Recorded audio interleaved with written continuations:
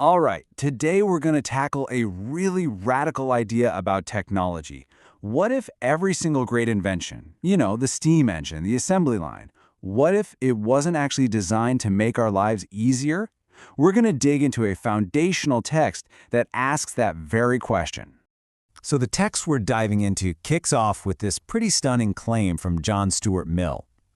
Just think about that for a second. All those incredible inventions, all that progress. And the argument is, they haven't lightened a single person's daily work. It's such a powerful, counterintuitive idea, and it immediately makes you wonder. Exactly. If the goal wasn't to lighten our load, then what was the real point of this massive technological revolution? Well, the source we're looking at gives a very clear and maybe surprising answer. Okay, so let's get right to the heart of it. Our source lays out what it argues is the machine's true objective, and spoiler alert, it has absolutely nothing to do with making the worker's life better. And there it is. That's the key concept. According to this analysis, machinery in a capitalistic system has one single primary goal: to generate surplus value. And that one term, really, it unlocks everything else. So what is it? Put simply, it's the value you create after you've already earned back your day's wage. You can almost think of it as the part of your workday where you're basically working for free, just generating profit for the owner. This analysis argues that the whole point of machinery is to make that part of the day as long as humanly possible. Now, to understand how this all works, the source draws this really crucial distinction between the old world of handicrafts and the new world of the factory. And it all hinges on the difference between a simple tool and a machine. You see here, it's a complete flip. A craftsman's tool is just an extension of their own skill and their own body, right? They are totally in control. But in the factory, that relationship gets turned on its head. The machine sets the pace, it sets the rhythm, and the worker just becomes another part of the machine, forced to keep up with its relentless motion. And this fundamental shift, as you can probably imagine, came at a profound human cost. The analysis really zeroes in on the devastating price that ordinary workers paid for this new industrial model. See, by removing the need for, say, brute physical strength or some specialized craft, machinery did a lot more than just replace workers. According to the text, it blew the doors open to entirely new pools of labor, specifically women and children, who could now be pulled into the factory system. This analysis breaks down the impact into three main strategies. First, taking labor from women and children, which pulled entire families into the factory. Second, stretching the workday to absolutely inhuman lengths.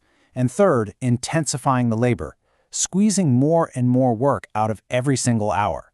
Let's break those down. This is a direct quote from the source, an actual factory ad. And that phrase, "what can pass for 13 years?" Well, that's a reference to the Factory Act, which limited work hours for kids under 13. This ad is openly asking for children who are younger, but just look old enough to be exploited for longer hours. It's chilling. And the source connects this new system of labor directly to social catastrophe. It cites this staggering number, 26,125. That was the infant mortality rate per 100,000 in industrial Manchester. And it attributes these high death rates to the widespread employment of mothers who were forced to be away from home.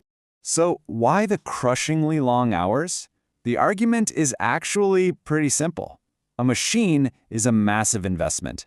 Every single moment it sits idle, it's losing money. And on top of that, it's also losing value as newer, better machines are invented, a process the text calls moral depreciation. The only way to get your money's worth before the machine becomes obsolete is to run it. Constantly. Now, when society finally pushed back and laws like the 10 Hours Act were passed to shorten the workday, the strategy just pivoted. If you can't make the day longer, well, then you have to make every hour denser. This meant speeding up the machines and forcing the worker to keep pace, basically packing more and more labor into less time. And this chart just illustrates that intensification perfectly. The source cites an observer who calculated the distance a cotton spinner had to walk in a 12-hour day just following the machine. In less than 20 years, that distance more than doubled, from 8 miles a day to 20 miles. It's the same job, but it's a completely different level of intensity.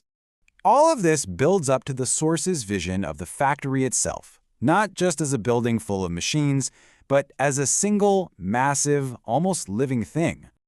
I mean, what a description, right? The text paints this picture of the factory as this giant automaton, a mechanical monster. It's such a powerful metaphor for a system that feels totally beyond human control. And here we have the absolute heart of the critique. The worker is no longer the main actor in their work. They're an object, an accessory to the machine. They don't operate the system operates them. So to manage all these living appendages, the Source argues that a totally new social structure was needed inside the factory.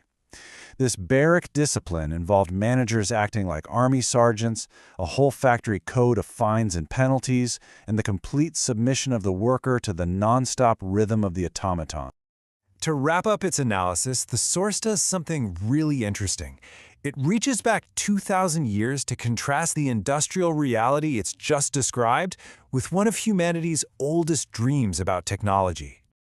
Aristotle dreamt of a world where automation would mean liberation, where self-weaving shuttles would get rid of the need for slavery altogether.